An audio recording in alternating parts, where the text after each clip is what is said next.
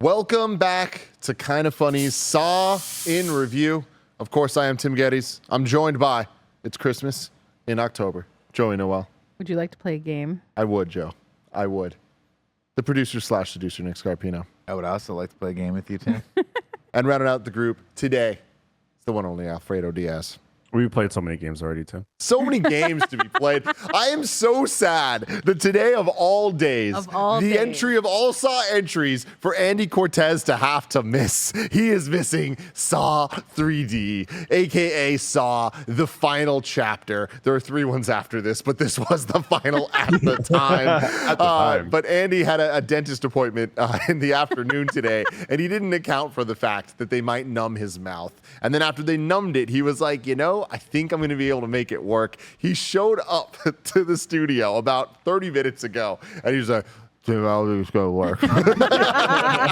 He looks like someone punched him in the side of the mouth, and he sounds somehow even dumber than he normally sounds. It's a lot. It's not good. It is very, very, very funny, but unfortunately, he will not be here with us today, and that really bums me out. Who's going to do all the songs? I don't know, man.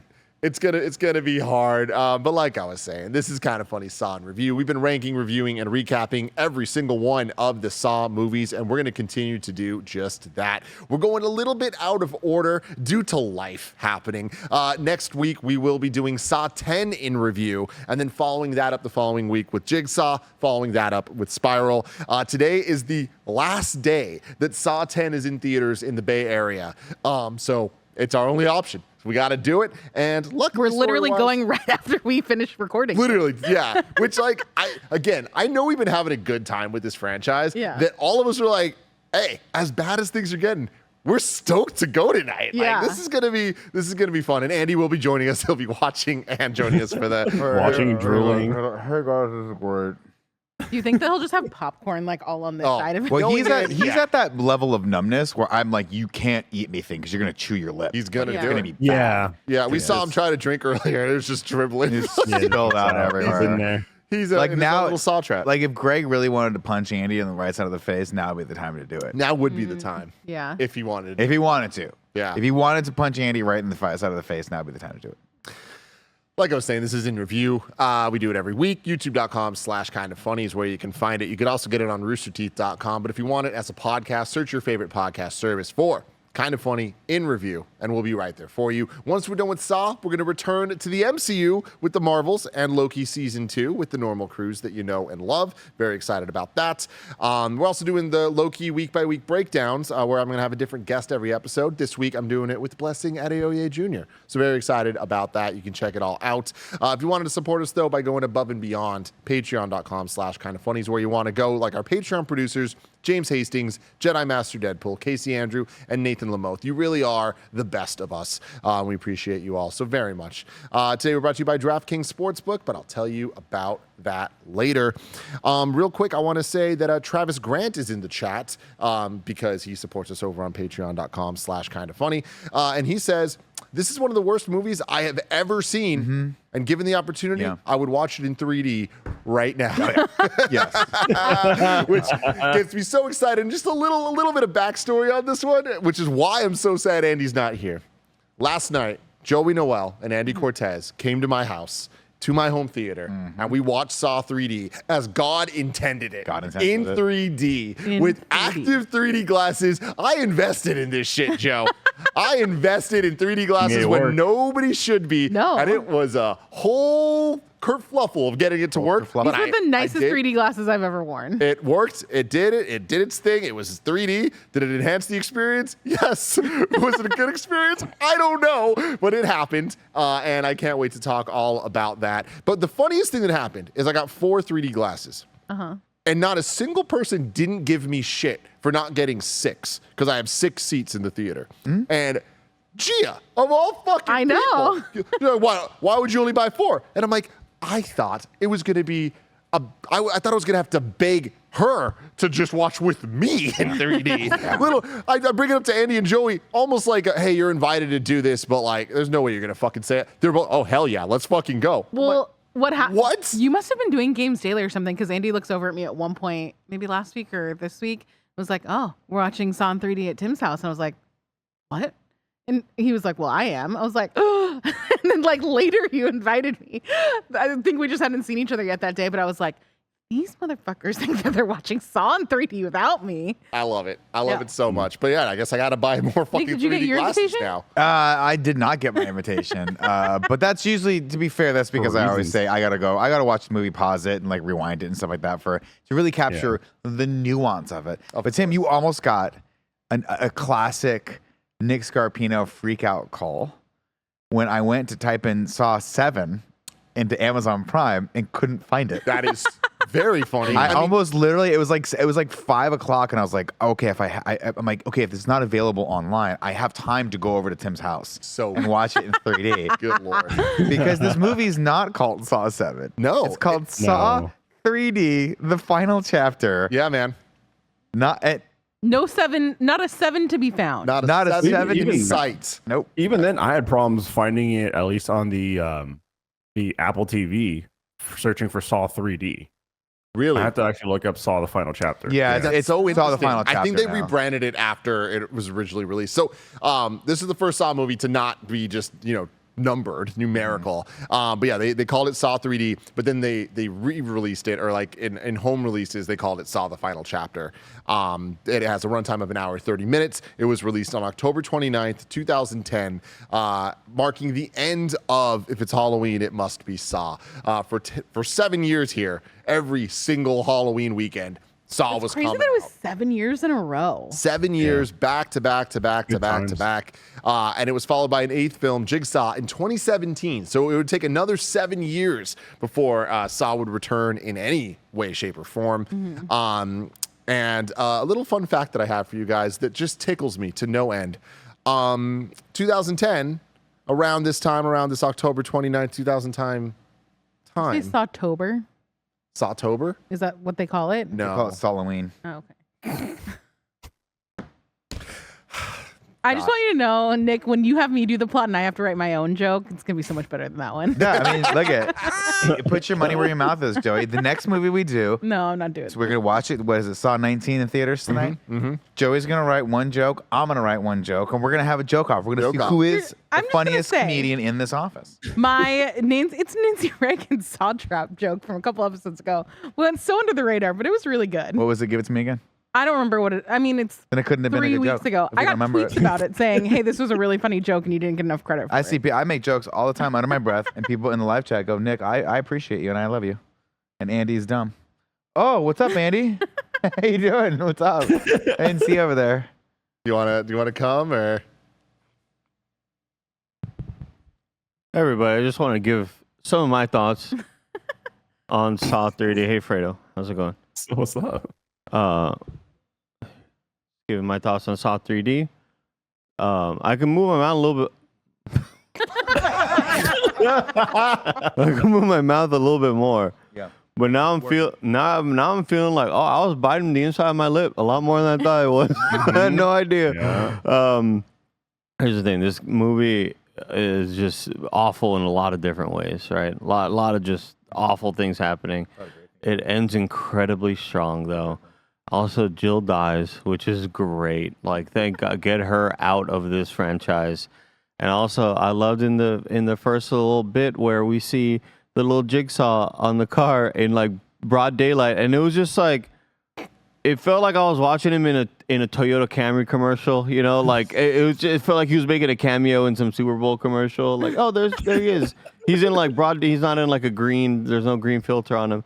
I love the fact that Jigsaw makes the guy do the hook challenge thing, because I like to imagine Jigsaw was like, you know, a pretty good idea actually. Like, you fake that one. Actually, that's a good. I should have thought of that too.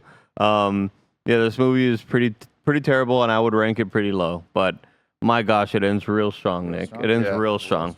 I love that. I love it. Sorry, I didn't mean to invite you on. It was a little early for this one, given the thoughts, but it's okay. Oh, sorry. We'll get you back later, probably, for the actual voting. Yeah. Okay, cool. Fantastic stuff. But what I want to let you guys know is that in October 2010, Saw 3D, the final chapter, wasn't the only movie that came out. A movie called Megamind came out. Yeah. Which is a CG animated kids movie. And in theaters across America, they accidentally played Saw 3D. Oh no. Terrifying children everywhere. And that's like this one opens intensely.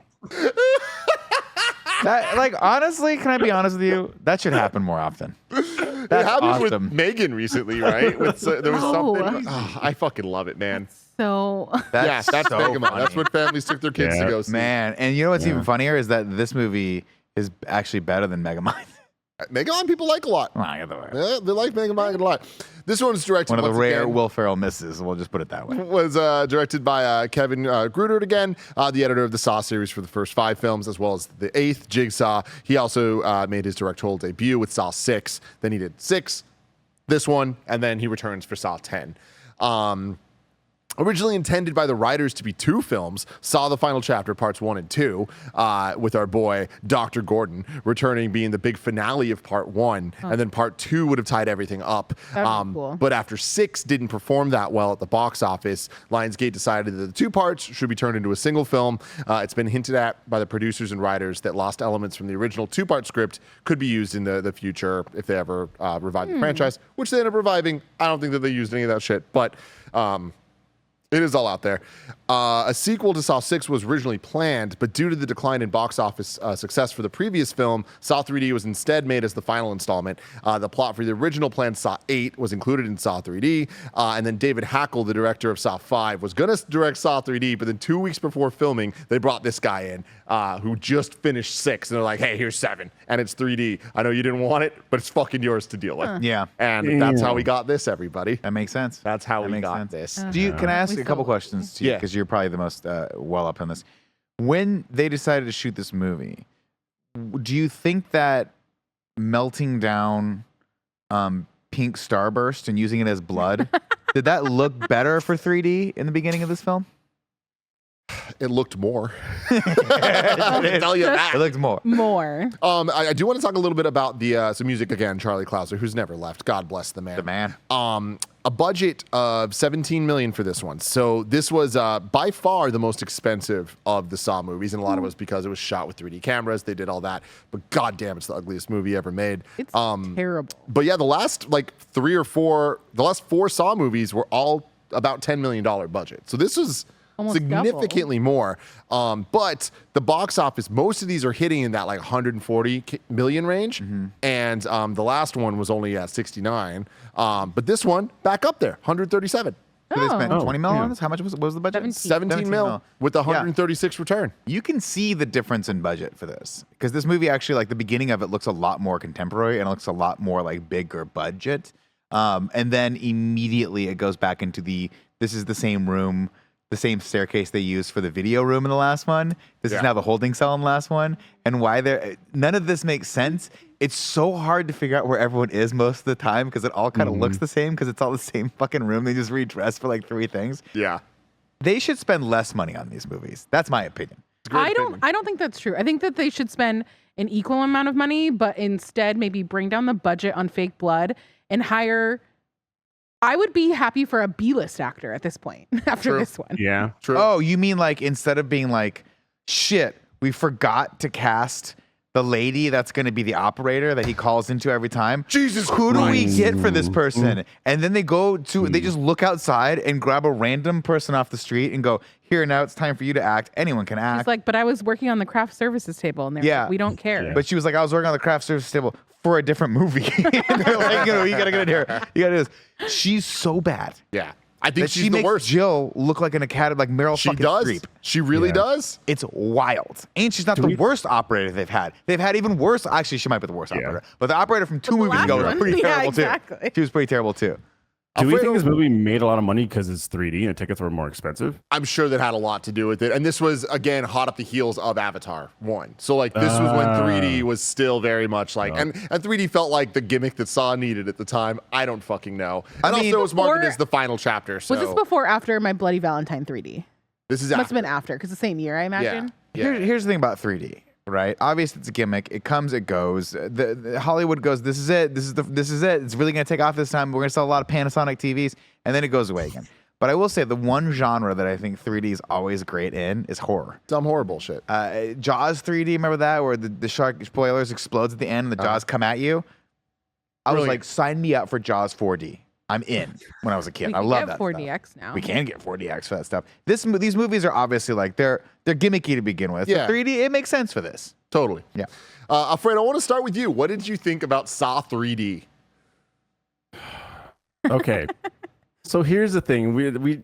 Tim, we had a lot of history with this one. This is something that we predicted a long time ago. We were talking about young Tim and Alfredo watching like Saw 2, I think. That being said, this movie was the chosen one, and it failed so hard. So hard. It had so much potential with like just bringing back Gordon and everything, which I feel like he should have just came in right at the very end. But I get it. You're like Saw 7 at this point, and so people are like, "Who the heck is that guy?" It was bad. It was terrible. Right off the bat, instantly, I was like, the lighting was like, I felt like I was watching Final Destination with the way the whole intro was lit. Yeah. I was like, this is Final Destination.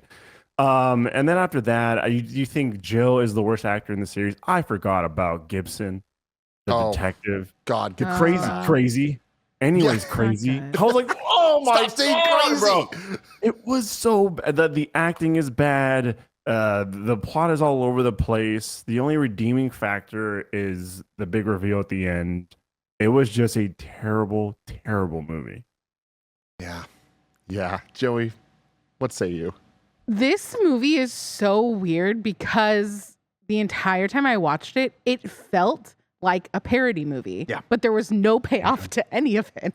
So it's just like there's something about the quality. I agree with like the lighting. It's so bright that feels weird. The acting is bad.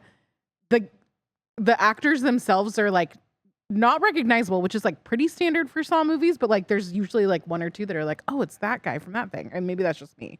But this one is just like, nope, everyone in this is just terrible. Whoa. The main guy was in Boondock Saints. Boondock Saints. Yeah, That's so right. that was the big claim to fame for him. Chester Bennington from Lincoln Park. Yeah. Honestly, it was Good at this Chester. point in the movie last night where I was like, if I didn't know better, I would have guessed that Tim is showing me, like Tim's fucking with me. Oh, This is shit. not a Saw movie. He just managed to get a hold of somebody's like fan student film of what they thought Saw should have been or you see something like Chester, that. There's a transformer in the background. None of it makes any sense. The gore and effects look awful. Like, honestly, the twist for it all makes too much sense for the amount of sense that the rest of this movie makes. Like it feels so good, but it feels very disconnected from the rest of this movie. It's shocking. I was not prepared for how bad it was going to get last night, but still really excited to go see Saw X tonight, I will say. Nick. Look, guys. Some people just want life to stay the same. And I get it, right? Traditionalists, right? People who just want their Saw and they want to eat it too. Okay? But you guys don't understand that this movie fucking rocks. This movie's so stupid that they were like, we're gonna blow everyone's fucking minds when we bring back Dr. Larry Gordon, and he's gonna be the bad guy with this cabal of survivors that are now like little followers doing thy bidding. Oh my God, dude. This movie was so terrible until it wasn't. Until that happened at the very end, I was like, yes, they won the Super Bowl. I'm in. It's fucking great. Where does this go from here? Is doesn't. Lars is Lars the bad guy from now? Is he the new thing? I don't know. No future spoilers. I think the main characters, all the characters suck. I think the plot of this movie is largely boring. But yeah, I think the fact that they got Carrie Elway's back and that they found him in just arguably the lowest part of his career, presumably before he got all those amazing episodes of Psych that he was on, really got me back in and helped push me through this movie to get to the end. Is it the best Saw movie ever made? No. Is it the worst? Yeah, it's really bad. But I, again, marvel at how much stupid fucking fun I have watching these dumb ass horror movies. That is my perspective on that. I fucking love that, Nick. I love that so much. A fact about the Carrie situation is he actually sued Lionsgate for like some like workplace issues of compensation from Saw 1. Okay. So there was like that's the reason he didn't return for so Oh, long. interesting. And Yeah, that then- makes sense because they probably didn't pay him like anything for that first movie. And then eventually when they settled all that stuff, he was like, I will come back, but only if it's the last movie. Like I only want to be part of the last thing. Sure. And so that's kind of what we got here. But man, it's so funny because we've been watching these week to week. I've said this since Saw 4, like Saw 1, 2, and 3, I've seen a million times. Saw 4 I've only seen them the one time in theaters.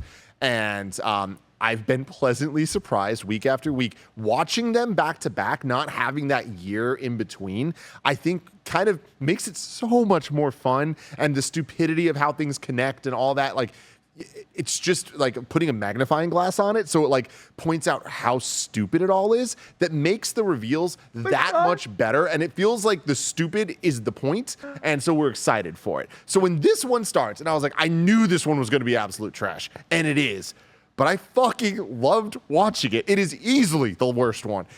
But if this is the worst one, give me Saw forever, baby. Yeah. This was absolutely wild. The beginning moments where we see Dr. Gordon on the jump, it's like, what the fuck are we getting into right now? This is wild. Seeing Jigsaw like talk to him all stuff. Holy shit, what's going on? And then it cuts to this outside shot, and we get these two dudes, and all the people are looking at them outside. And Billy the Puppet pulls up on his little bike, and you're like, what the fuck? They're doing a trap in public? This is crazy. And then the movie just falls off a cliff, and it just turns into a complete joke of itself. Like, they don't give an actual fuck. All they cared about was the 3D, and the 3D was atrocious. And on top of that, the 3D felt like the traps weren't even built for 3D for the most part. Maybe every once in a while, like a thing will fly at you, but I'm like, what the actual fuck? Y'all could have tried way harder. Give me an exploding shark or something. Literally, the first trap, I'm like, oh, right, it Saw 3D. But then the trap is just moves horizontally. Fucking horizontally, dude. You're like, there's no 3D. That's the wrong D to use, guys. Yeah, you could have had a POV from one of the people in the trap, and the saw just like comes out your face. You're like, whoa! Or even the one where the guy is like trying to walk on the boards and stuff like that. If we got like a cool shot from like the bottom up when he drops or something like that, that could have been cool. It was bizarre. Literally nothing. Bizarre choices for these traps. And it totally felt like a parody. It felt like so many just weird things. But man, this is the first one that I'm like, it's so bad, it's good. I enjoyed the hell watching this. Some of the other ones have good moments, bad moments, in between, whatever. Maybe they're not great movies. This is so bad that it somehow just was maybe one of the more enjoyable ones that I watched. And maybe it's because I watched it with a group of people. We had a great time. We had a great time. But what I will never forget 3 separate things. Andy Cortez's giggle when Billy the Puppet rides out on his little stupid bike. Andy Cortez's straight up guttural laugh when Billy busts out of the wall in a fucking cage. Yeah. Like, why? And the Gordon reveals, like, all of that was just too goddamn good. I loved it. I love how stupid this is. There's something that adds to it, knowing that the whole time Andy's giggling about all of these things, he also just has like Moose on his lap. Yeah. Like Yeah. having his best life, just being surrounded by people that want to pet him. Sorry, the last thing though, I forgot the third. I remembered it now. My favorite moment from this movie that doesn't have anything to do with Dr. Gordon, because my favorite thing in this movie is definitely Dr. Gordon picking up the saw, getting a flashback and being like, I don't think so. And then 3D throwing the saw down the hallway.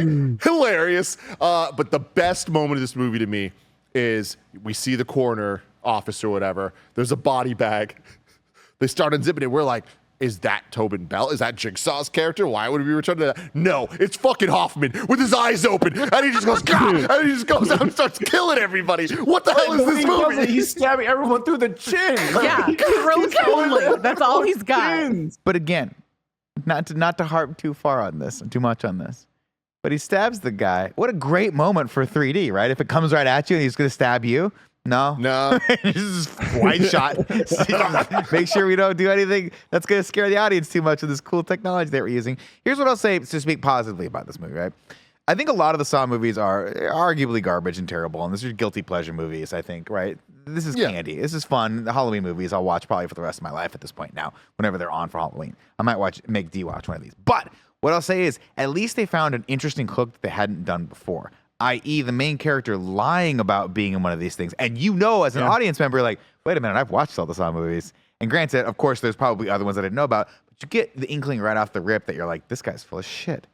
Yeah. And he kind of deserves this. And you see where it's going. Cool. And it's interesting, right? And then him bringing the cameras to the support group. And this real life support group of all the other people, or not all the other people, I don't think we've seen some of them before, but Nino we've seen before. Yeah. It should have been everyone that we opportunity. Well, I mean, no one survived. Survivors. You're right. The rest of the movie is like no one passed these freaking tests, right? So Nina's the Dr. one. Gordon, though. Yeah. In the vague shadows of the room. Incredible. But it's also weird because we're like, it was Gordon the first, but I don't think he was, right? Because there was multiple people before him. I think we even saw someone die at the beginning of Saw, Hoffman even. Yeah, the razor wire trap. Right. Yeah. So all that stuff. So Gordon's just like kind of maybe got lost in the mix because to us, I'm like, oh, that's Gordon. That's Dr. Lawrence Gordon. He's one of the first. But yeah, if there's been like thousands of victims out there, that maybe we wouldn't know necessarily who he is or the significance of him. But seeing Carrie Elway's come back, I was like, oh man. I mean, come on. They did the thing. They did it. They pulled it off, and it was perfectly corny. Yeah. The number 4 best moment of the movie, Tobin Bell in this movie. With the backwards hat. The backwards hat. Oh, Jigsaw. So Hello, fellow bad. high schoolers. Holy shit. Basically telling him that I am Jigsaw. It's Basically being like, oh, yeah, no, I know you didn't do this. And like, yeah, now we've met. I know you. We've met. And I was like, are you just telling me you're fucking Jigsaw? That's weird. absolutely wild. But When you get who's into the gonna plot- believe him? Go for it, Fredo. Well, who's gonna believe him? Everyone? I'd be like, this guy just said he's Jigsaw. Maybe we should look into that. Especially if I'm full of shit and Jigsaw knows I'm full of shit. Maybe we look into this guy before he hangs me by hooks for like real life. Yeah. And real. Yeah. I know I keep adding things to my favorite moment, but my 5th favorite moment was when his wife had the chain, and after an entire movie of the chain slowly pulling her down more and more, and it's like, oh man, she's definitely gonna die by getting pulled through the floor and it fucking up her head. The floor. No, she gets entrapped in this Dude, like what was that thing? The animation of that contraption is so funny. that was the entire budget of this movie, was that one contraption. Like, why? Oven. Man, I'll tell you what. You guys got to watch this movie again. This shit, dude, it's so bad. Why the backward hat? I guess because he's probably so old at this point, he doesn't have his hair anymore. They're trying to show that he's younger. Like, Yeah. God, It's cool. Why Sure, it's just a backwards? brimless hat. it could have been a brimless hat. Can we You're get right. it again, Kev? Yeah, let's look at it. I'm pretty sure it wasn't, but let's look at it one more time, please, for the audience. We can't confirm or Impossible to deny. know about the It's brim. possible it's brimless. Conclusive. All right, we're going to get into the plot of this and talk so much more about it, but after a word from our sponsors. This episode's brought to you by DraftKings Sportsbook. The NFL season is going strong, and DraftKings Sportsbook is hooking new customers up with an offer that's even stronger. You can bet $5 on any game this week to score $200 instantly in bonus bets, and DraftKings isn't stopping there. All customers can take advantage of a sweetener offer every game this October. There's a ton of these football games happening, and each and every one, you're going to want to be there on DraftKings Sportsbook. You can get in on the game day greatness. Download the DraftKings Sportsbook app now, and you can use code KindaFunny. New customers can score $200 instantly in bonus bets when you bet 5 on the NFL. That's code KindaFunny only on DraftKings Sportsbook, an official sports betting partner of the NFL. The crown is yours. If you have a gambling problem, call 1-800-GAMBLER or visit www.1800gambler.net. In New York, you can call 1-877-8-HOPENY or text HOPENY, which is 467-369. In Connecticut, help is available for problem gambling. You can call 888-789-7777 or visit ccpg.org. Please play responsibly. On behalf of Boot Hill Casino and Resort KS, licensee partner Golden Nugget Lake Charles, LA. 21 plus age varies by jurisdiction. Void in ONT. Bonus bets expire 168 hours after issuance. See sportsbook.draftkings.com/football terms for eligibility and deposit restrictions. Terms responsible gaming resources. We don't have Andy, so we're just getting right into the I'll pod. sing the song for you. Ba-da-da, ba-da-da, ba-da, ba-da-da, ba-da-da. It's 3D. Ladies and gentlemen, welcome to Saw 7 3D / The Final Chapter Part 1 version 2.0.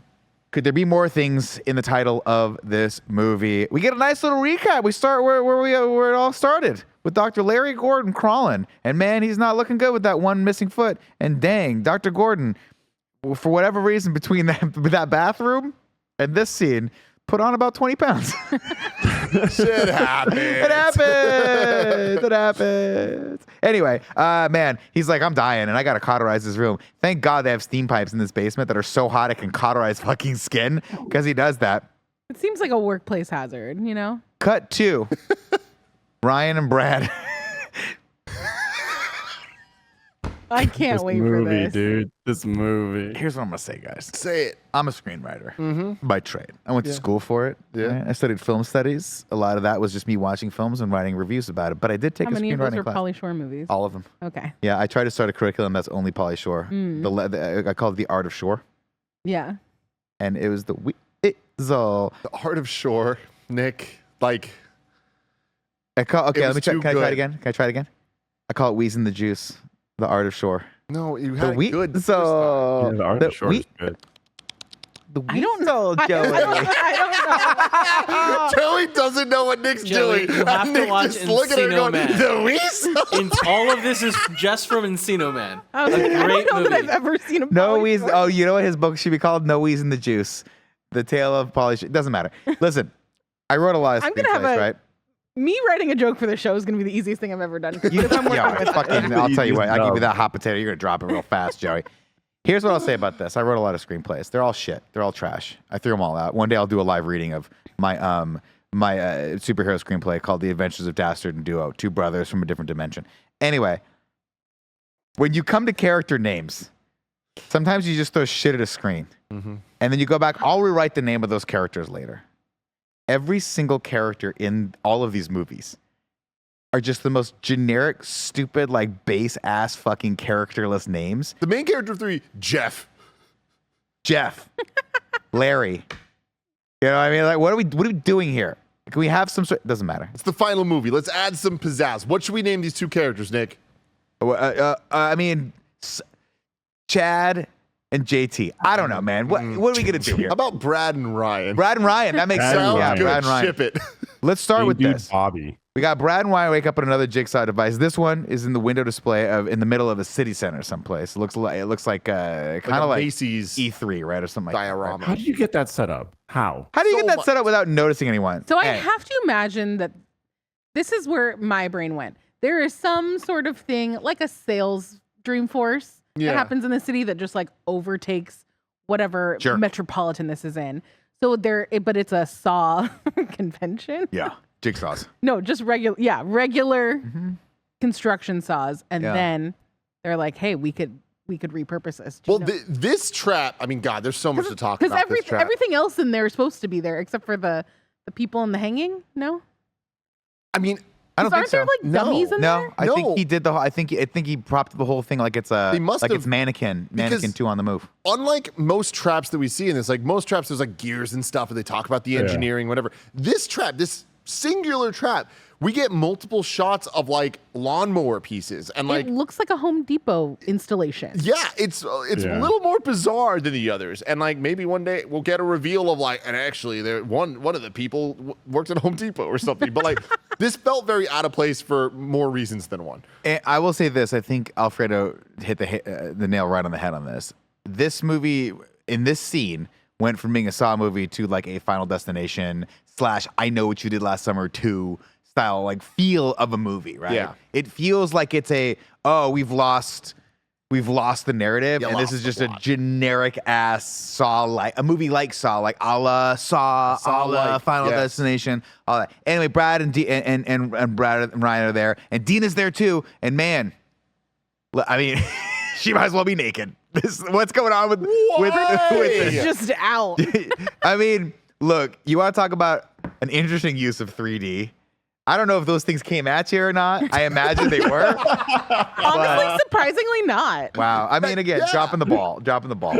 It was the whole setup for this is weird. And again, this is a perfect example of the movie as a whole.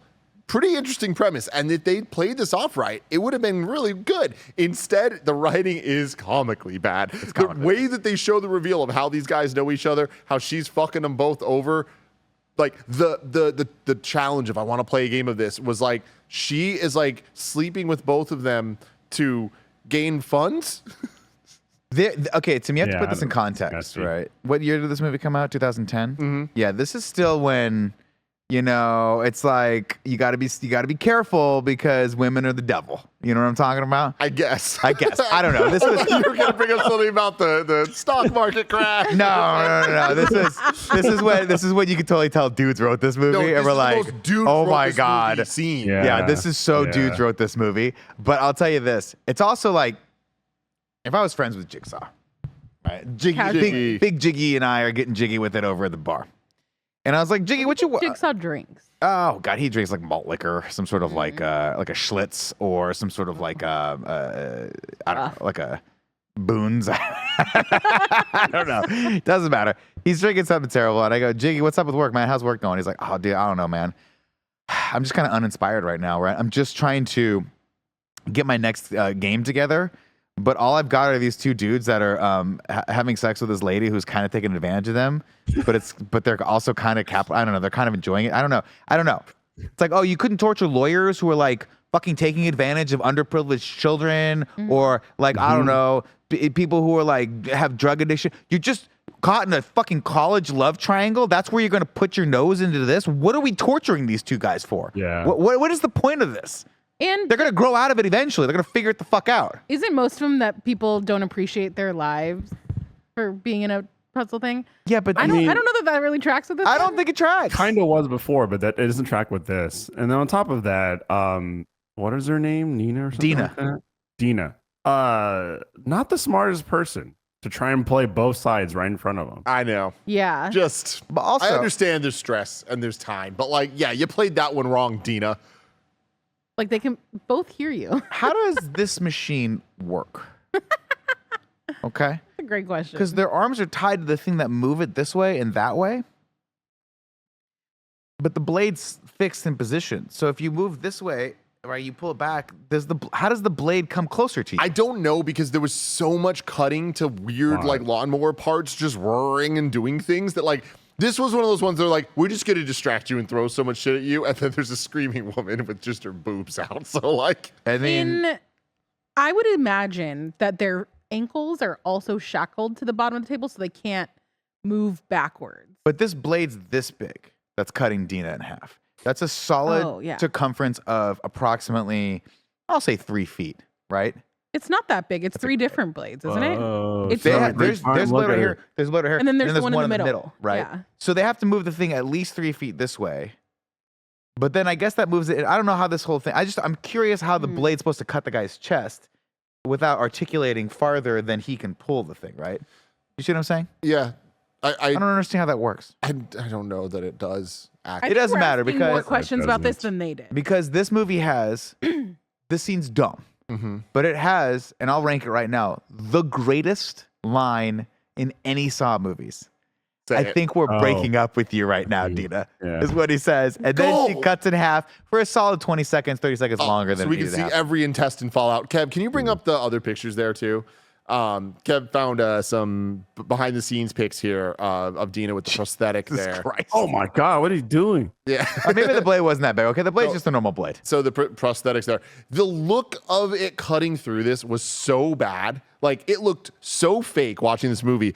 But this little thread that Kev pointed out here reveals that using 3D camera tech at the time, the footage came out so dark that the blood looked brown. In order to compensate for the darkened hues, they used pink FX so it would appear more red when viewed through 3D glasses.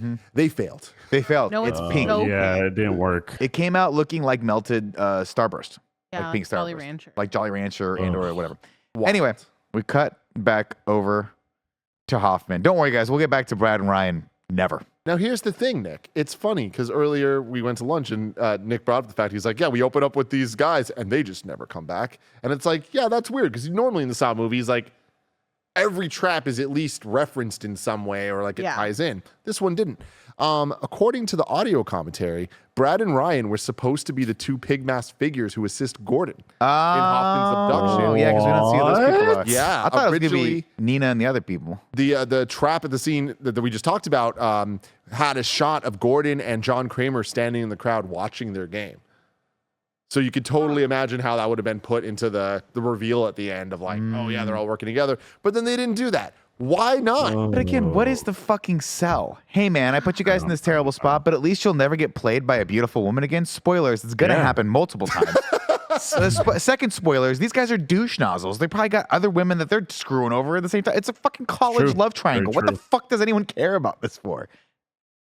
Dina, I digress. We cut over to Hoffman. Jill sees him escape, and then she kind of half jogs, half sort of prances away from him in the slowest way possible. It's so funny. We had a conversation last night about how confusing it is that like Jill just has like a weird like sexual nature to everything that she does, which is like off-putting for this movie. Like she feels like very seductive, and I don't really know why. You want to take this one, Tim? No, I don't, Nick. Okay. Joey, I think I'd like to validate your feeling Thank you. right now. I'd like to agree with it, and I'd like to offer for the court an alternate reality for why Jill is doing that. She's a bad actor. So Andy also did some digging. She isn't being a not great actor. Was frequent on the like Skinemax style stuff, which I feel like that tracks, okay. and I feel like that's one of those things where, for a character who's been around this long and is arguably one of the leads in this movie, the way they utilize her later in the movie is like, what are we doing? Why? Why? It's just Her tied up really bizarre. with just a nightgown on in her own dream. A dream sequence in Saw movies, displayed. something we just don't need. We don't need. We don't need that level of complexity. It was It's weird because Saw up until this point with the rare exception of like the ice room in the second one, right? Or third one, I can't remember which one it was, where you do see some nudity. That's not what these films are about. These are gore films, right? These are movies that are like torture porn films, but not nudity films. So to see them sort more of the Eli Roth stuff. yeah, it's to sort of see them display her like that, I was like, it just feels It's weird. icky. We're getting so away bad. from everything. But I did love this scene for all the wrong reasons. I love whenever we get alternate perspectives or angles on events we've seen before. And last movie ending with Hoffman using the whatever the fuck they're called, the fence Bars thingies. in the window. The bars, yeah, to stop the trap or whatever. Getting her perspective of seeing his stupid ass face pop through. It's like, Pop right and that's in. when she goes, it starts like prancing away. It's this weird prance half looks like- jog, and then it's like she runs into like a circle, essentially right back to where he would have been do it. like coming from. Kevin, can you cut, And can you cut then- to the jib, Kevin? I want to show. I'm gonna as Alfredo displays this. Or describes this. I'm gonna show you guys the representation of it. Oh no, Hoffman just broke through. I've got to get out of here. How do I escape? How do I run? Where do I go? Oh my goodness, someone give me acting directions. God, I'm The so kicking of upset. the So feet bad. was Yeah. really the. So I'm bad. so sad the TVs are blocking Nick's fancy footwork he just did. No, you he can fucking see it. nailed it. You can see a little bit of it. She also like hides in the coat rack, which like has the biggest gap, and he's like literally a foot away from her. He A just foot away from her, turned. and Can we- it's looking towards her. Can we skip to the point where he goes into the evidence room later in the movie? Oh, that one's so bad. Is And that where he just and turns he can't left? see her? And then he looks Yes, down and yes. it kicks her right in the fucking stomach when he notices her down No, there. that was down to the straight in the left. back. Oh my God, vag kick for the win. Yeah, he fucking goes. Verjoiners. Oh my God, I swear to God. The cunt punt. We're not there yet though. That's what it is. I'm not the That's one that what named is. it. That's the official term for it on Saw Wikipedia. That's a lie. I did name it. I just regret saying that. Put it out on there. loud, Put so it I on there. That's apologize okay, to Tim. That's everybody. okay. They're not. Don't worry about it. Take that back, everyone. This is Saw, baby. This can't is Saw. always win. Can't take it back. Put it back in the bottle. Turn the cap on the bottle. All right. It's like the reverse bear trap. You can't undo it. You know? can't undo it. Hoffman dresses his wounds and takes the bear trap with him. Why does the blood look so pink? Is a note that I put down here. The latest game has hit the news. William Easton and the zoo massacre. It was a zoo, by the way. Has been discovered. It's disgusting. We all called that. Hoffman listens to the report as he sews his face back up. Now, pay close attention to the suturing in this because Hoffman should get out of the killing business and get into the professional suturing business because that shit heals real fast. Oh, yeah. Dang. No blood for the rest of the movie, just a tiny little scar. No, not even sutures. I don't think we see. I think his face completely heals in the next That's like a 24 hours. Big continuity thing later on with the guy who has to pull his own teeth, where he goes to the next room and then all of a sudden, no mouth blood. No, it doesn't need mouth blood. Doesn't need mouth blood. Let's see. Jill heads to the police station to talk to Detective Gibson. And if I were Detective Gibson and I were new to these cases, I'd be like, Jill, give me 1 second. I'll be right back. And then I would leave America. I would just never come back. I don't want to work on these fucking cases. I don't want anything to do with Jigsaw. Everyone that works on this dies. Do they die by being shot to death by a machine gun? No, that's a new one. That's a new one. Oh my God. But we'll get to that later. Dude. Okay. This actor reminds me of a cross between Ryan Gosling, Christian Bale, and a really bad actor. Andy kept bringing up Christian Bale. Yeah. Yeah. Jill wants immunity to turn Hoffman in. I'm guessing Jill's game will start real soon. I was wrong on that one. Actually, no, I wasn't wrong on that one. Hoffman burns all of his IDs and stuff and opens up a dossier on Sean Patrick Flanagan, who wrote a book about called Survive, with lots of periods in it. Surviving Jigsaw. Never addressed why it's stylized this way. I thought it was going to be something. I believe it's stylized that way because later when he writes Survive in the Cage, it's a reference to his book. Does that make sense? Because if you just put survive, it's like, oh, you got to survive the trap. But because it's an acronym of some sort, presumably, it ties it into the What's the acronym though? Yeah. Right, exactly. Why do you write like surely Sean? you're Really? vividly remembering. I don't know. Who the fuck knows, dude? Let's see. I'm not gonna do it, Andy. I will not. What? Andy's not here. I'm not gonna do it, Andy. Though Andy's gonna watch this back later. I will not. The wig. I will not. You have to. Do it. I will not address. Andy made a comment about it while we watched it last night about how bad it was. I will not address. I will not confirm nor deny Sean Patrick Flanagan's hairpiece in this. I will say though, be careful near open flames. Because just be careful near open flames. Because that dried out fucking marmot that's sitting on your head is going to explode the whole environment you're in if even one little candle gets within 20 feet of it. It was Did so he have bad. a hairpiece? During the flashback scene of the dude that lied about the doing the trap, the author of the book, when he gets the idea to do that, the wig that he's wearing, at the bar, yes. Yeah. No, it is so bad that it wasn't until Andy pointed out how bad it was that I realized that was the character. It's the I scariest didn't part of the movie. recognize him because I was like, what is happening right now? Horrible. Anyway, this guy's name is Bobby. And Bobby has a team of douchebags helping him capitalize on his bullshit story, including his wife, Joyce. Of course, you guys will know Joyce from her run on Suits, where she played. That's what I said last night. Yep. Great character on Suits. On there for like a couple episodes. She'd say like maybe just 3 or 4 guest episodes. Yeah, not a pivotal character, but involved. But with, a pivotal series. Yeah, I mean, you guys want to celebrate now or later? Did you see the news, Tim? I did see the Did you news. see the news, Tim? Saw the news. Alfredo, do you know about the news? returning? Alfredo, what you know about the news? Was it returning? New series in development, Oh, coming my out probably God. never. It was, what was it? Oh, it was yesterday. Yesterday, I actually stayed home to take care of some stuff. And I was watching movies. I watched Dracula Untold. And then I was like, all right, what else am I going to watch? And I saw Suits. And I clicked on Show More. And then I went, do I? And I went, no, I'm not there yet. I'm not Not there yet. Not yet. You're gonna get got. You're gonna You get are got. going to get got. I'll tell you what, Fredo, if you want to get ahead of what will surely be the biggest hit of 2026, whenever they do the GoFundMe for this and people actually put money behind it, get on Suits now. But my brother is getting into Suits. It's like rewatching it all over again because he texts me after every single episode with the highlights of the episodes that I don't remember. But I'm excited for him. It's great. I'm excited for him. Hey, Nick, remember this cool episode? I'm like, Matt, that was 9 seasons ago. Doesn't matter. Joyce exits the police station and sees a tricycle. And instead of immediately running back in to the police station, she goes toward the tricycle. And then, of course, she wakes up in a ridiculous trap in just the nightgown. And, oh, no, it's just a dream. That kind of makes sense. But it is weird to have a Freddy Krueger-like Nightmare on Elm Street dream sequence in this movie. But it doesn't matter. Evan. But I think you mixed a couple things there, right? She walks out of the police station, sees a tricycle, gets kidnapped, wakes up in the weird rocket the ship weird thing, and then Hoffman. wakes up. Jill. Jill. What did I say? Joyce? I I thought you said Joyce. Got it. Jill. Sorry, Yes. my bad. You were right on that one. Yeah, this Jill thing. This entire sequence. I mean, it's horrible. But also, the trap. First off, not a trap. Literally, just the most complicated way to kill somebody. Yeah. And I get that it's a dream, so they're allowed to do whatever they want. But I'm a movie watcher, and they wrote a movie, and they decided to do that. Mm-hmm. It's just Hoffman fucking what? How would you describe it? A choo-choo train from Yeah. hell? Like a pointy train.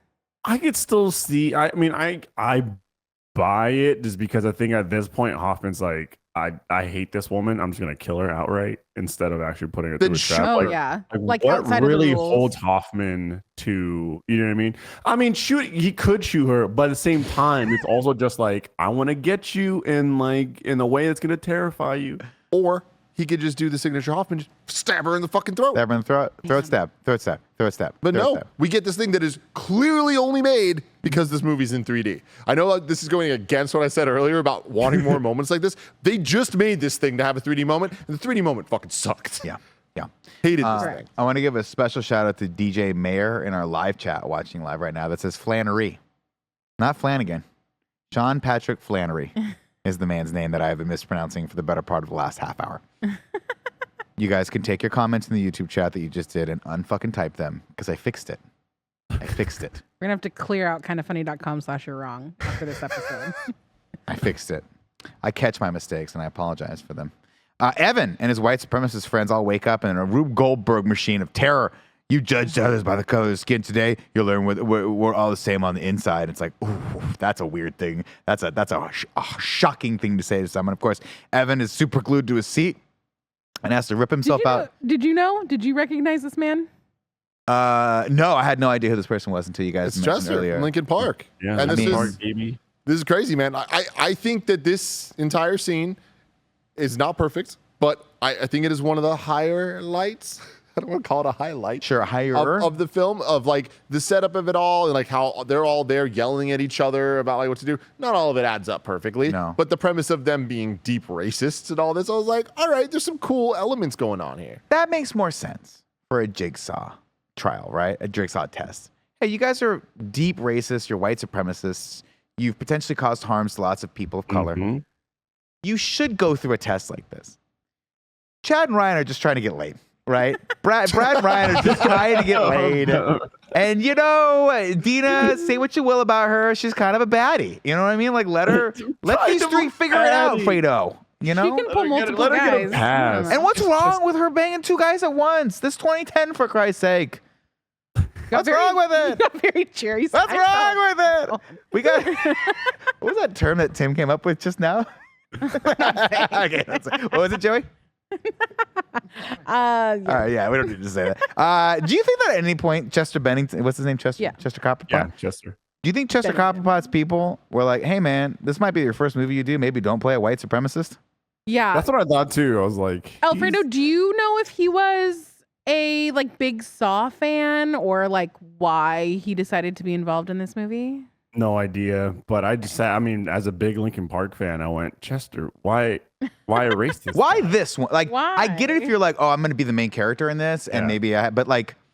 It's a strong. I mean, that's the kind of thing you get typecasted, and then nobody wants to hire you again for movies. But I guess he's in Lincoln Park with the whole Yeah. Seeker. He's got millions I of will dollars. say He's not- though, I went, you know what? Like actually seeing him in the movie. I remember like back then, I went, this makes sense. There's a lot of screaming in Saw. The man screams for a living. It's true. He kind of scream whines, right? He's like, "Is that it? One time? Yeah. I don't know why. I can't Crawling in my Is he the one that skin. does He was- that? He was That's here like, pretty cool. yeah. Like he was like, Yeah. you know, he was yelling, but you could tell it was like, oh, it's a little bit of like vocals in there. Okay, I'm looking it up. Look it up right now, Joe. MTV.com from 2010. It's a funny story. Mark Berg, the producer of the Saw films, he lives next door to one of my bandmates in Lincoln Park. And when he moved in, they got to meet each other. My bandmate brought to Mark that I'm a huge fan of the Saw films. There you That's go. about it. I mean, Wow. you know what? Good for them, and good for him for doing that. There It's you a go. risk, I mean- and I'm glad to see that his movie career picked up right afterward. Evan, of course, can't get it done, and they all die in a very gruesome, crazy fashion. Pretty intense. We head to a survivor group for Jigsaw's Which victims. one of these do you think is the worst? Like if you, like which position in this Rube Goldberg machine of kills Definitely would the you guy that's be? got the thing in his jaw. Yeah. Okay. Yeah. Yeah. It is like everything getting I ripped don't off. think I want to be the girl with the tire above her face. I don't want to be That's any of not these pretty people, It'll be Too. quick though. I feel like that's quick. but like if I were. I mean, I guess if I was going to be any of them, I'd want to be the dude in the car because you're still stuck to the seat, and when it crashes, maybe you don't go through the windshield. I don't know. Except he Or did. it Because he rips your himself out. skin But off. I'll be honest with you guys, and I love you guys. I love working with you. You're getting your face fucking melted off if we ever find myself in this situation. I'm like, I'm just gonna buckle up. I'm like, grab the seatbelt and be like, sorry everyone, I don't really like you that much anyway. You know, they're racist. So what are you gonna do? I Maybe I'll think change the my ways. guy that got hit by the car is the best chance of like making it through. Yeah. Maybe the guy Yeah, that on the roll door. The car is ramped Yeah. up. No, at he's that dead. That point, guy's- though. Yeah. That guy's Swing away, cut now. Merrill. I will say this does remind me, the guy at the back with all the like hooks reminds me of the previous trap with the guy had all of his skin and his ankles and all that kind of stuff. Yeah. It reminds me of that guy. And I remember we did the review and I was sitting there and we're all talking about like, thank God we didn't see the jaw part rip out. And I'm like, oh, well, there it is. There Here it we go. is, in You 3D. got it. Now, can I ask a weird question? Mm-hmm. Oh God. Did anyone else, when you were watching Evan Crave try to carbonara. free himself from the seat, anyone else think about fried chicken a little bit? No. Oh, God, why? You know, you take the little skin off. Are you and trying get to all the ruin little tendrils. every possible food group for us through You this think about movie? that? Remember when Lynn got her head blown off? Anyone think about sloppy joes? Little sloppy joes, little ground meat that I used to get at Taco Bell in a bowl, some hot sauce on it. Anyone think about that? Anyone want pizza? Don't do that with your You tongue. guys- Don't do that, Nick. Sidebar, do you guys get the taco Oh pack? God, here we go. Here we go. There it is. There it is. Bill's gonna do it again. She's gonna run again. God. They liked her running so much they made her run in another scene. God bless the woman can't get 5 feet. Anyway, let's see. go to the survivor Side- group of Jigsaw's victims, and oh my God, is that 100 lawnmowers turned upside down? Okay, Yeah, okay, cool. how'd they get to that trap? How Who like the- you talk about the one where they're dangling, right? Yeah. And they're trying to push, like how is that set up? I don't know. That's a really good question. I don't know. Right? You're not waking up hanging like Maybe you are. they were just using grip strings straight Dude, up. I'm telling you, were. there has to be some apprentice we don't know about that is a Home Depot expert. Like, Dude, because this movie has engineer. so many of these lawnmowers. Let's be fucking real. Any of these gauntlets is like, if I had to set this shit up, I would have to hire like my brother's company, and he'd have to get like 30 people to set this shit up. This would be $1 million to set up any one of these traps or games because of the timing and all the tech involved. There's no fucking way one person's doing all this stuff. This shit starts to get real unbelievable You have to real have fast. Such just like a wide variety of knowledge. You need to have engineering knowledge. But like, then you have Raymond. to have construction knowledge But he's award winning. and he's award winning. like, anesthetic. No, like there. Well, I we know figured it out. Figured that one out. We but figured there's that just out. so many things. I mean, You have to be good at kidnapping people, which is its Amanda. own skill set. you know what? I gotta be honest But with you guys. Dapper. But she's not in this one. I You're just- fucking right. I think we And let me tell you, Chad and JT are not going to be cool about kidnapping people. Chad Whatever the JT. fuck their names are. those jabronis are still. I mean, they probably still would take Dina out even if she's in half. I just talked myself out of it. You're right, Tim. They've got a network of people that do these things. Joey, Makes a show lot some of fucking sense. respect to Brad and Ryan. I couldn't even remember their names. Show some respect to Chad and JT from the chat. Let's see. Sydney is like, man, this shit was crazy, and I chose to live, and that was great. And then Nina calls bullshit. She's like, you know, what the best thing I got to cut my arm off was handicap parking at the mall. Bobby, I love that she's still just sticking with this narrative of like, fuck becoming an apprentice and all this stuff. Like, no, that this was shit sucked. horrible. Yeah. That was the other line that solidified for me that this was like a movie that they shot as a parody movie. And then in editing, we're like, no, we have to turn this into a real Saw movie for some reason. Let's see. Bobby really plays it up for the cameras. He shows everyone his scars, and they're kind of lame. And They're they're super fucking lame. they're lame. I'm like, bro, why'd you do that with an X-Acto knife? And then we get it. Carrie Elway is coming out of retirement, out of the shadows, limps over to him With his cane. with his little cane, and is just lackluster enthusiasm for being in this movie. Man. Kind of like he's in a whole different movie, I and just gives him some claps. it bums me out. I think Alfredo said it earlier that like he should have just been at the end. And like I feel like we would have complained about that for different reasons or whatever. Like I feel like there was just such missed opportunity and this scene was just not it. Like we keep saying there's cool ideas here. The idea of the support group of survivors, extremely cool. The idea of Dr. Gordon coming to talk shit about it, even cooler. Why did this play out the way that it did? Yeah. I don't know, and I don't know. There's a great movie in here somewhere. We just never found it. Bobby, of course, goes out to the car to look for Joyce, and she's not there. Then he gets pigmaned, and then like that's a verb now. yeah, he's getting piggied. It's Rogers. Who's Rogers? Rogers. Oh, guys, Rogers is the other guy in this movie that kind of looks like reminds you of like another generic cop. He's the other guy that's like his partner. is he the one that's like defending Oh. or like watching Jill? at Yeah, the end? watching Jill and he gets fucking yeah. shot through the eye. Oh, yeah. Okay. Now here's what I'm going to tell Picture you. of him on IMDb. Now this was the moment where I was like, "What's this guy's name?" And I look it up. I watch it on the Amazon Prime, and they always have they have the actors with the characters, and it's very Love easy that to little reference. hover. Love it, right? This guy's name is Rogers. Okay, there was another character named Rig, singular. Or if you took the S off of Roger and put it on Rig, it's Riggs, which is a character in Lethal Weapon, Played by. played by Danny Glover. No, Martin Riggs was. I already fucked this up before. That doesn't matter because we're gonna get there, right? Martin Riggs was Mel Gibson's character. Roger Murtaugh was the other character. So they took Rig and Getting too Roger old for this shit. and put it in two separate characters. And the other character, played by Danny Glover. Danny Glover. That's right. Saw Who was one. in Saw One. It's all connected, everybody. And you know that because he gives you most of the plot. Da-da-da, da-da-da, da-da, dum-dum. What would you do if you were in one of these stupid traps? You probably die like me. Or I'd Oh, let you yeah. fucking die like me. I don't know if there's tease. any singular trap that I'm making it out of. Dude, I think I about think I'm this. just gonna enjoy my last 60 seconds here Yeah. on Earth and Yep. I mean, me too. I don't have what it takes. I don't have the stuff. Anyway, let's see. Rogers gets a call from Gibson from the latest crime scene. He gets there. Hoffman left him a bear trap with a note that says, "See for yourself" on the mirror. Don't bother looking at this room at all. I'm sure nothing could be possibly important in here. Bobby wakes up in a cage with a message that says "survive," just like the name of his book. Turns out Bobby was full of shit. Time to get tested. 60 minutes on the clock. Stay on the path of learning or Joyce gets it. Test number 1, lame. Bobby has to swing away from some spikes. Easy peasy. I'm like, I'm fucking acing What? this shit. Like, I'm Dude, acing the The gaps worst and the trap. spikes looked really easy too. I felt like he could have just jumped down. I mean, which yeah, is that's the great. thing too. Is like there was a lot of discussion in our group of like, what's actually going on here? Because like there was a lot of space between these spikes, and they didn't even look that menacing. Like I get that I wouldn't want to have to drop, but I also think that I could. You could drop right between the two spikes and be fine. You're because fine. if you hung off the bottom of the cage, Yeah. you don't So I have was that thinking. far that you have to drop. And I feel like you could figure it out. 2-3 feet. It's dumb. But he was even better, and he just swung totally outside of the thing. He did. Which seems, He did the Donkey Kong Yeah, route, he did. which was crazy. Also, damn, his wife, just innocent bystander. Straight Just up. chained to a what I thought was one of those things that goes like this and like flips over. That's not Or I thought there was gonna be another swinging like element of a wall. something. That like kind of like the poison spikes from the last one Yeah.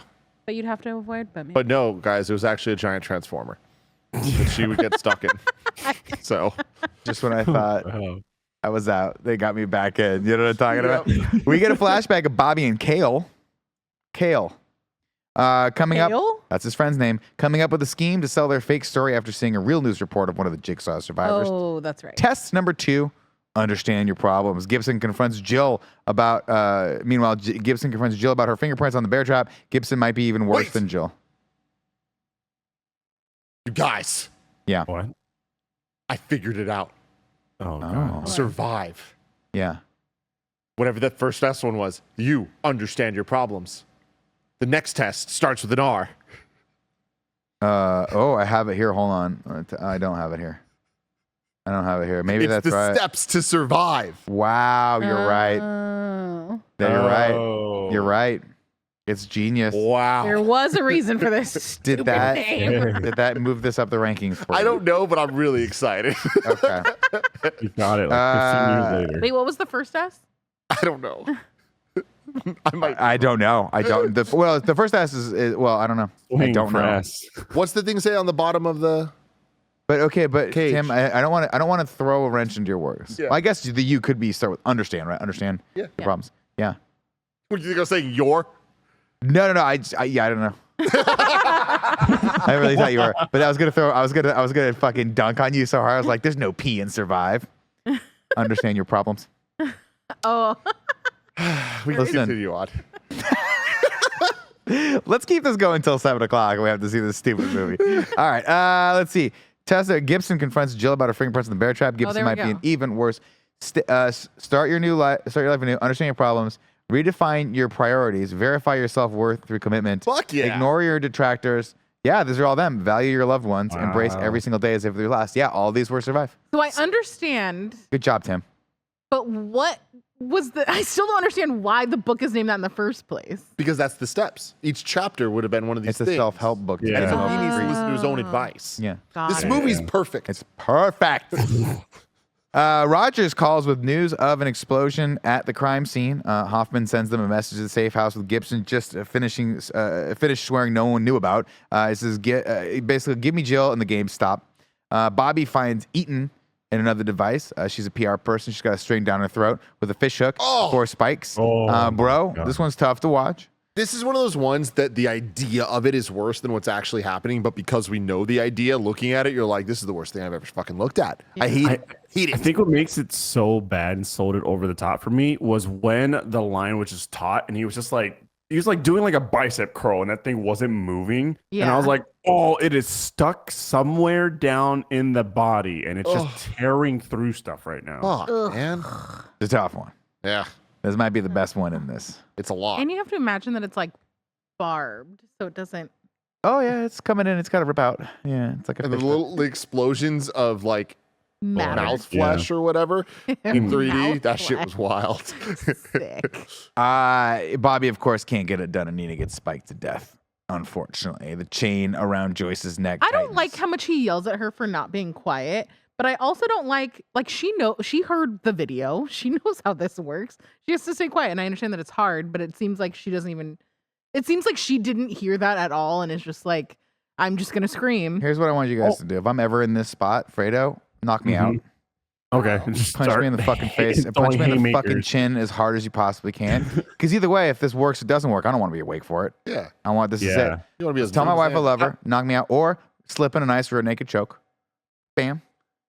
Go to sleep, go to sleep, go to sleep. You know what I thought too? I go to sleep. Like Sit. she's sitting there listening to the tape, right? And it's like, it's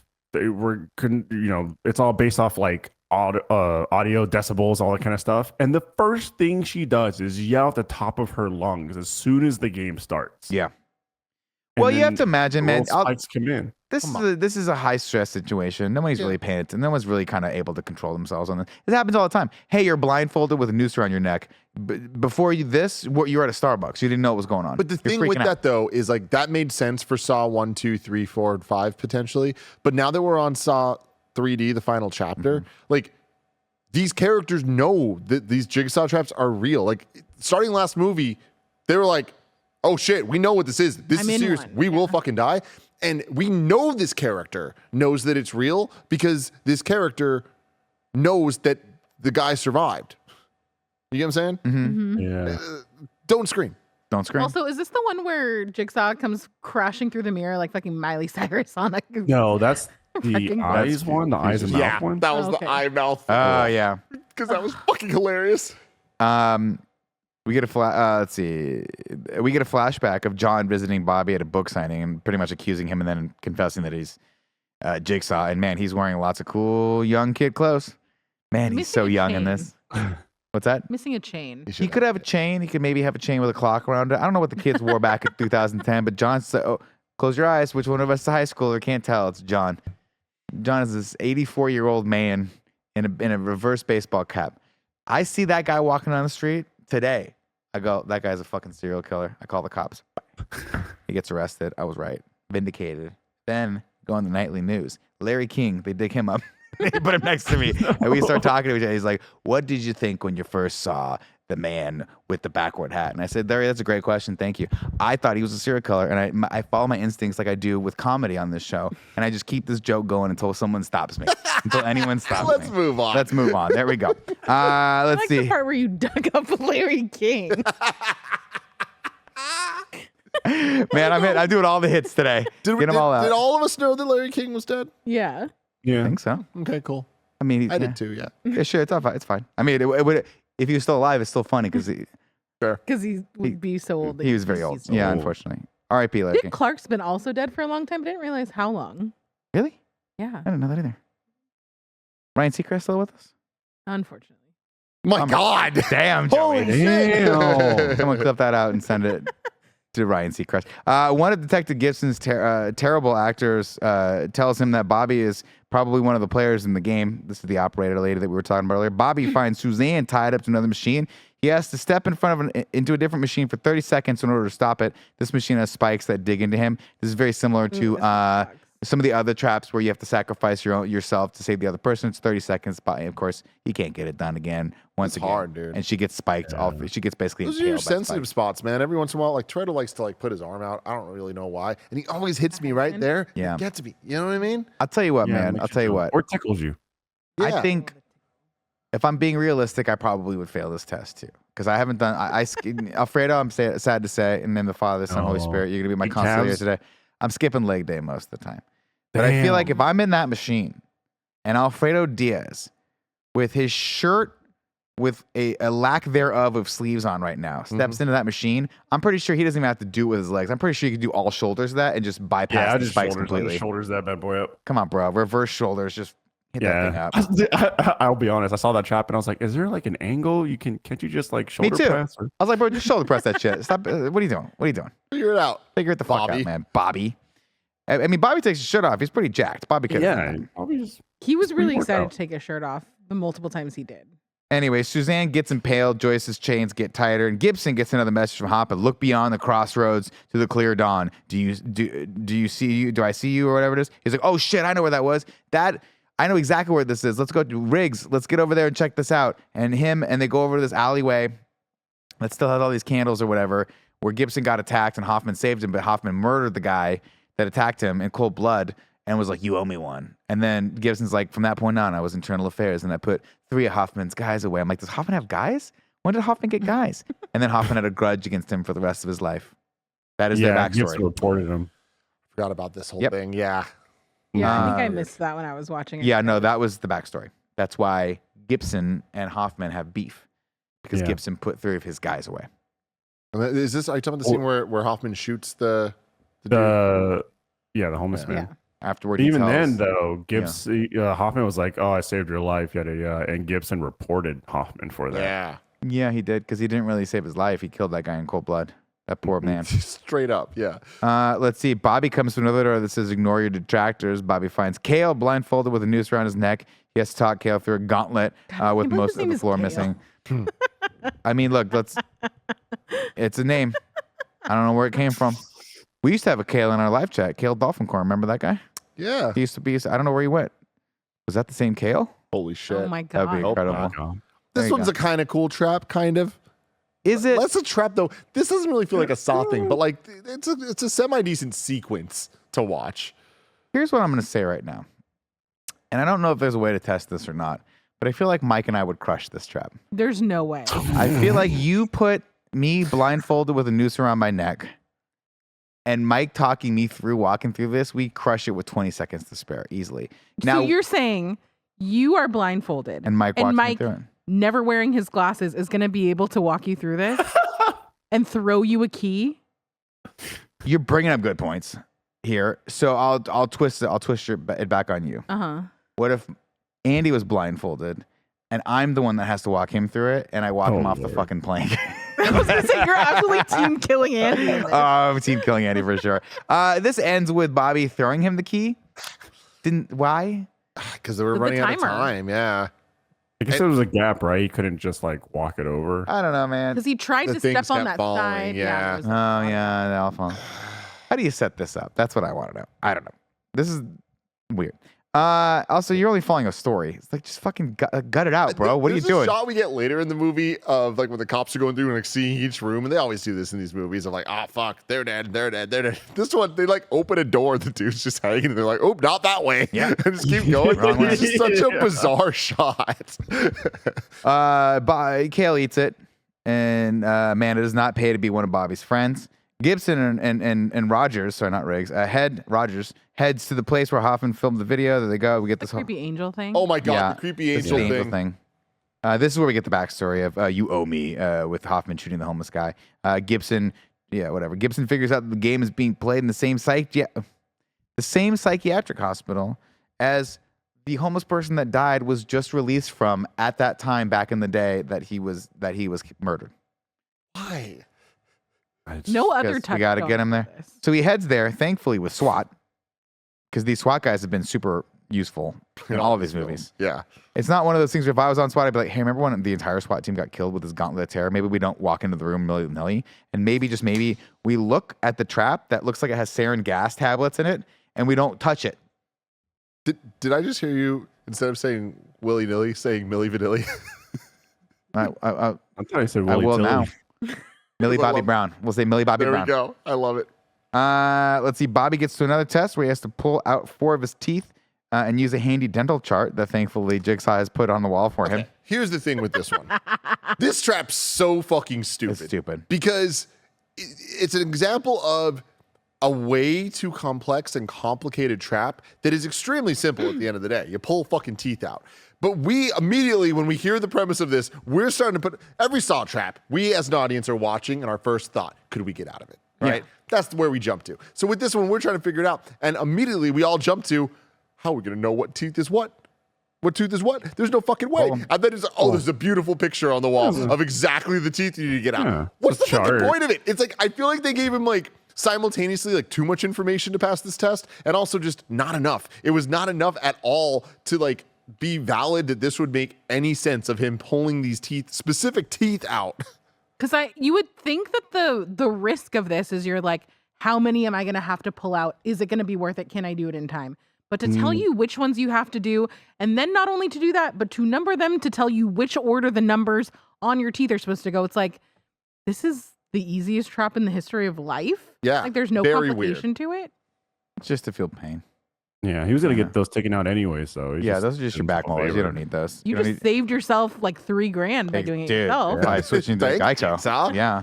Let's see. He gets through the door with a combination of the 2 teeth. I'd be worried that I'd mix the 2 teeth up, but it didn't matter. Palmer calls Gibson and tells him that Hoffman sent the video from the IP adjusters in that neo-Nazi body shop.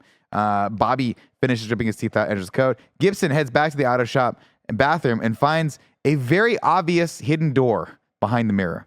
This some detective you are, Gibson.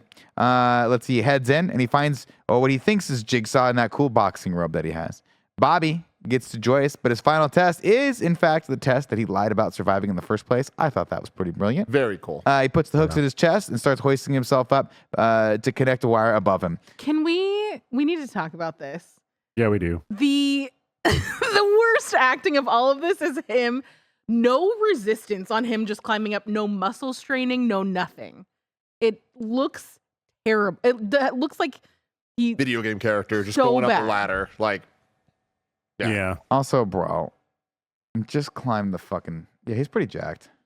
But here's the thing, though. Couldn't he just like put his feet where the Yes. hooks were? No, and because then just- I thought about that, but they're really high. Because they started like Oh. right here, so you have to get your feet up to that. Oh. But my thought process I was, feel like you've got 2 kinda- chains. Can't you just climb one of the chains 2 chains. and then do the cool Navy SEAL thing where you flip the thing around your foot so you hold on and Yeah. then you have both your Yeah, arms? Bobby should have done that. Yeah. You So you swing just over to the gotta other one, you worm your connect it, way you're an up. idiot.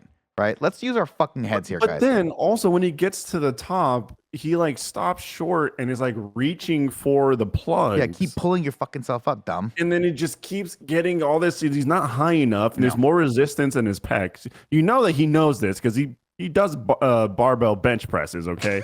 And so it's like just a couple more like reps up.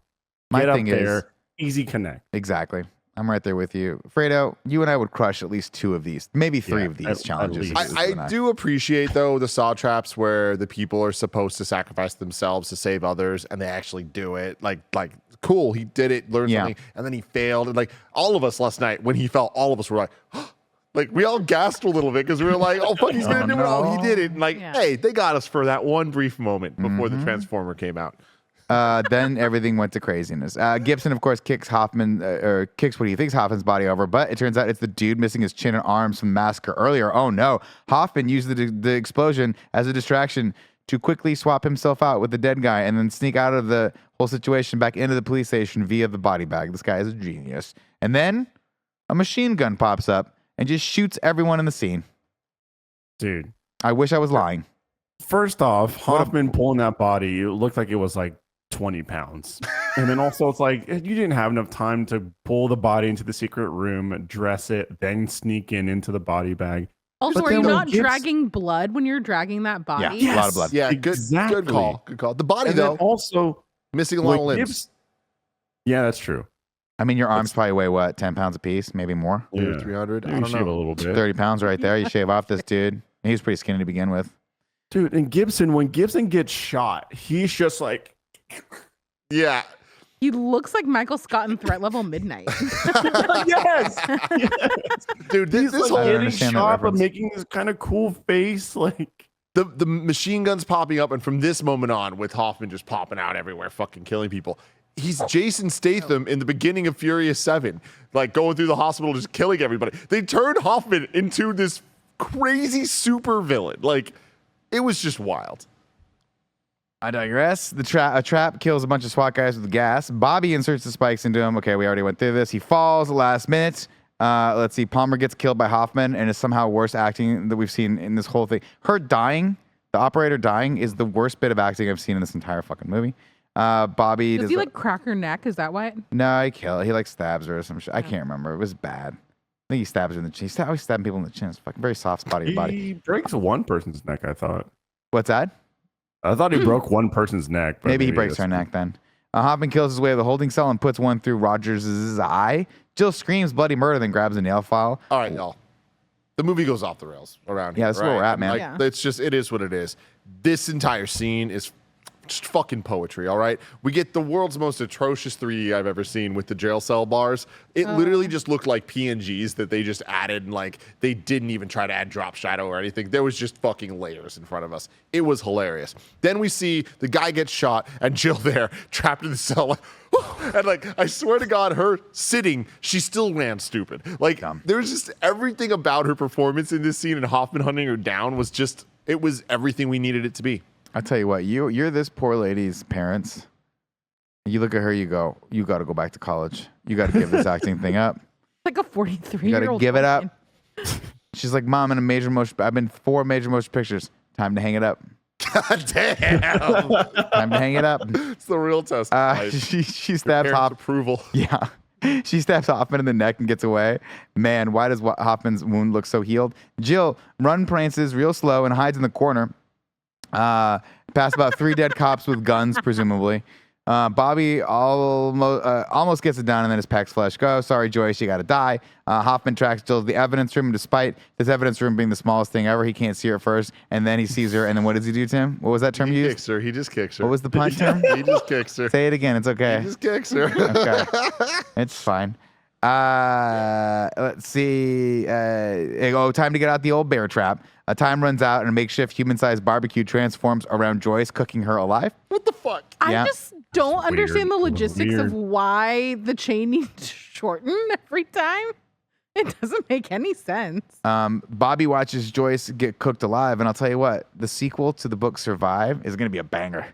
He's got a Good lot of real point. good stuff here. Solid point. This is going to be number 1 on the book list. Jill wakes up with the bear trap on her face and starts freaking out. She remembers all the times she was a bad actor, and then her face gets ripped open like Gina Davis in Beetlejuice. Which is honestly the most upsetting part of this movie is that we finally get to see the reverse bear trap go off, and it is the least satisfying thing in the history of this And it's the most satisfying thing because it's Jill fucking dying. Right. And the setup was perfect. Music starts playing. We get Hoffman walking through. He's looking at the different iterations of him, and he grabs that one. And all of us are like riveted. Let's fucking go. This is awesome. They put it on her. She's just like in All Saw things, perfectly asleep until she's perfectly Until she's awake. not, and she yeah. wakes up at the perfect time. Like, I guess I'm dealing with this now. And she's acting with her eyes. And there's a lot of acting with her eyes lot of going on acting in with this. her And then it just fucking rips open. It just looks so shitty. And the 3D is horrible. And it's his tongue so hanging not out. satisfying. Her tongue's just kind of like hanging out. He's like,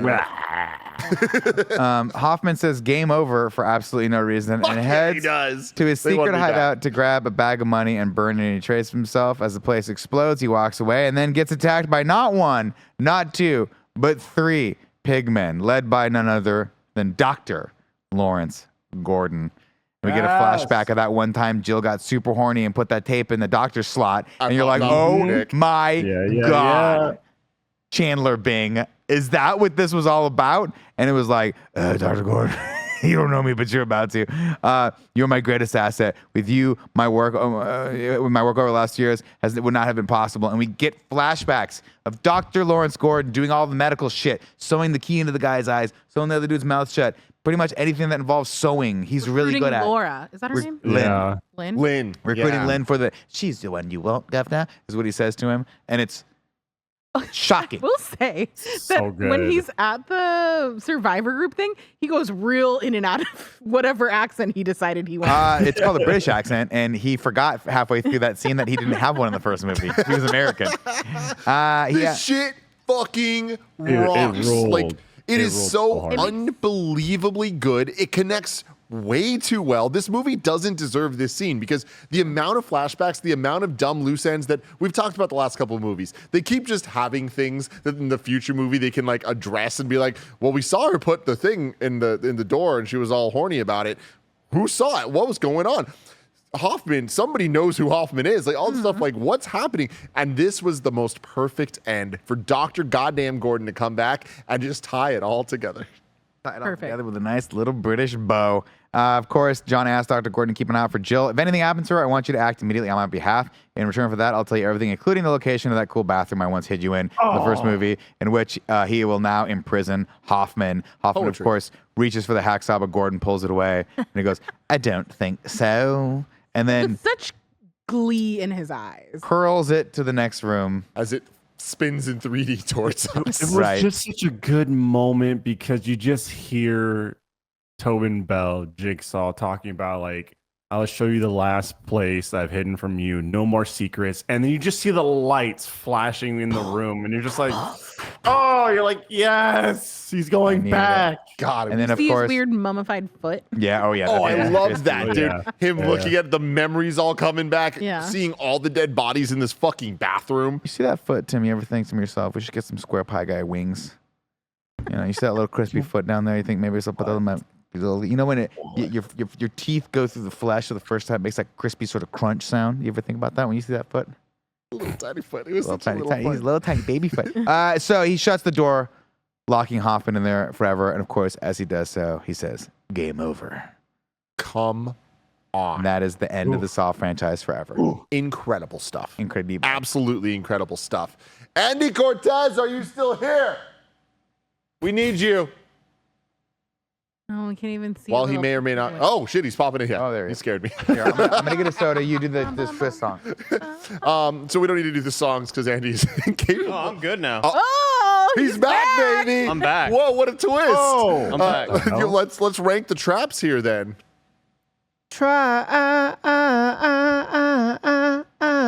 Swing. They don't rank up like we rank up. So we're going to rank the Beautiful. traps of the Saw universe. Currently, Did you just compliment yourself? it was good. It was good. At number 1, we have the rack from Saw 3. Number 2, we have the needle pit from Saw 2. Number 3, we have the reverse bear trap from Saw 1. 4, blood pints, aka the bloody buddy system in Saw 5. 5, a pound of flesh from Saw 6. And then 6, the scalping chair from Saw 4. What's the trap from this movie, and where do we rank it? I feel like although it's not the most grotesque or like the car situation was pretty rad overall, I think I got to give it to the Dina trap just because of how stupid it is. It being in public, the two guys, the lines of dialogue, we're breaking up with you, Dina. And I also think it's last. I think it's Chester Bennington. Yeah, I'm down for that. Oh, see, I think it's the return of the reverse bear trap with Jill. Oh. I think Is it was a cheating fish because we hook. already have it on the list? I think it is, and also I'm just so not satisfied with I how it know. looked at the end of it. I think it's. I say it's Chester Bennington because it's the first time we've seen something like this I'm down for that. with like. Multiple multi-step. people dying in Multiple different people ways. cast like that. But also, this is a like celebrity who's a fan of the franchise and wants to get in somehow, and it just all felt so. It felt like I was watching an MTV Movie Award intro, and they like did a joke thing with like Chester Bennington in there. I thought it was just hysterical and so over the top. I'm down for that. The racist Rube Yeah. Goldberg. We see the plus y'all are Chain racist. reaction. Yeah. We see the jaw rip off. We see skin. That Yeah, was it's shit was like That's gross. Yeah. last though. You think Oh, so? yeah. Under the I see. I would if we're going with that one. Above the scalping that. I chair. go above the scalping chair. Because I Yeah. feel like there's a lot going on in this one. Seeing the jaw get ripped off, It the is woman, just the like tire. impressive on a logistical thing. Yeah. He got all the pieces to work in that order. What do y'all think?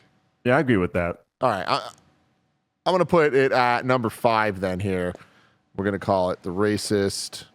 Is it What did we put it above? scalping chair? The scalping. Saw 4. Sure.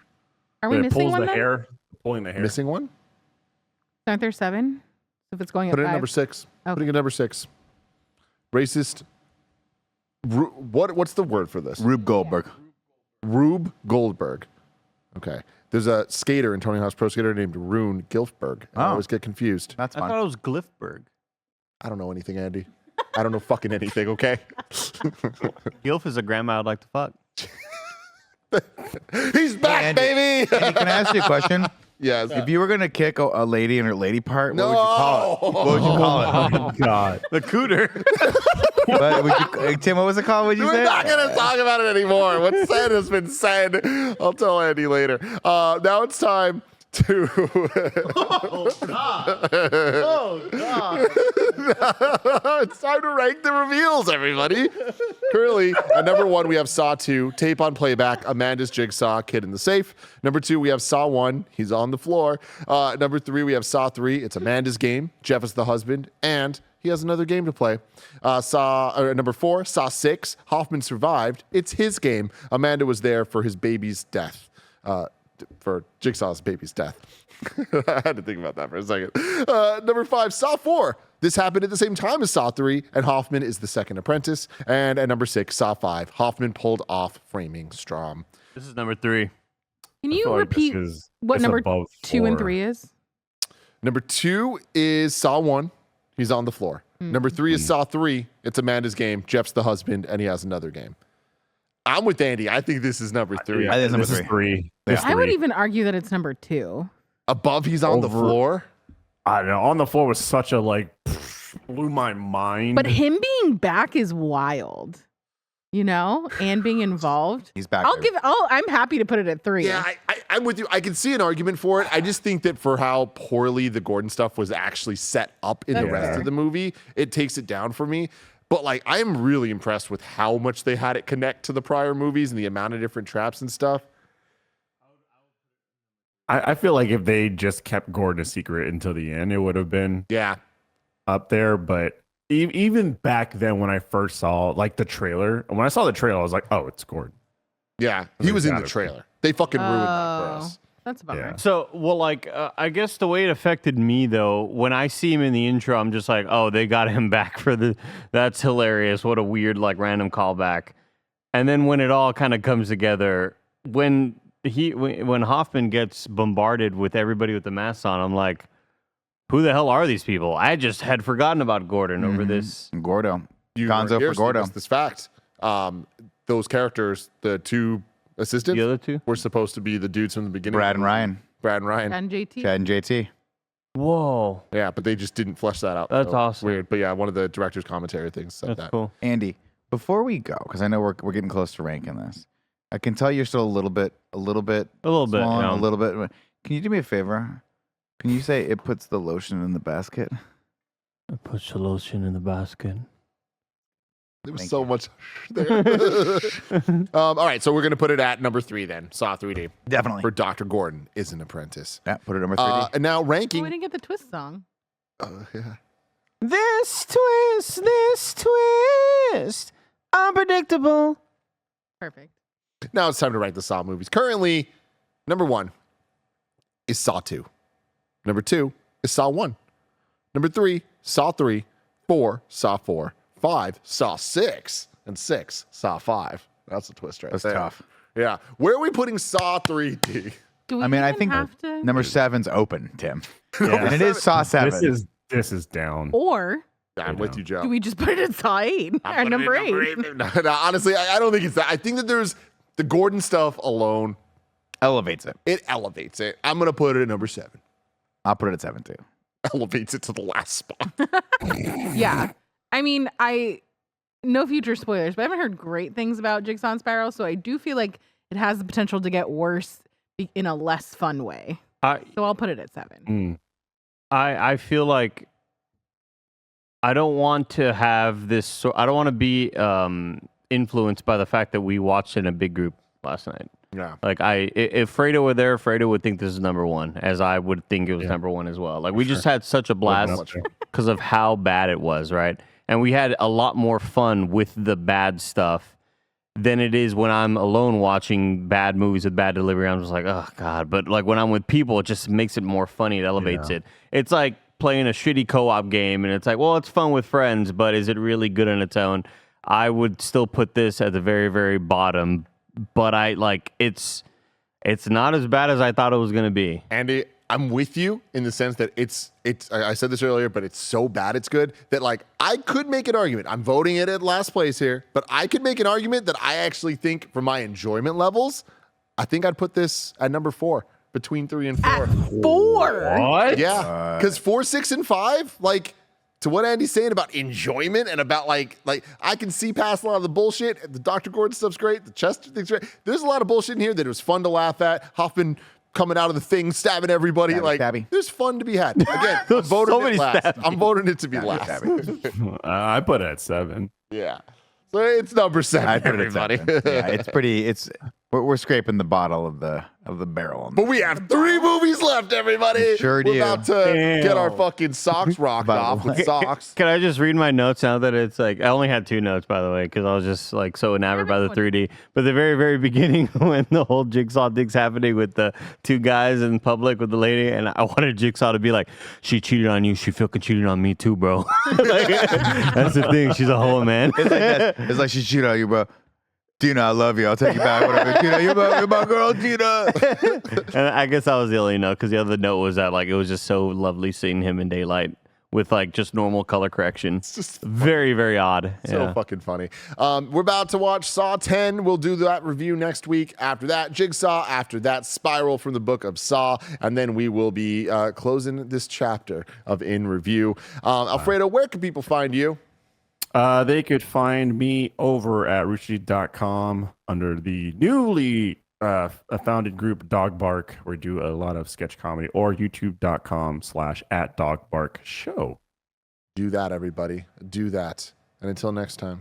He said the plot, this movie's not very good, but it doesn't really matter.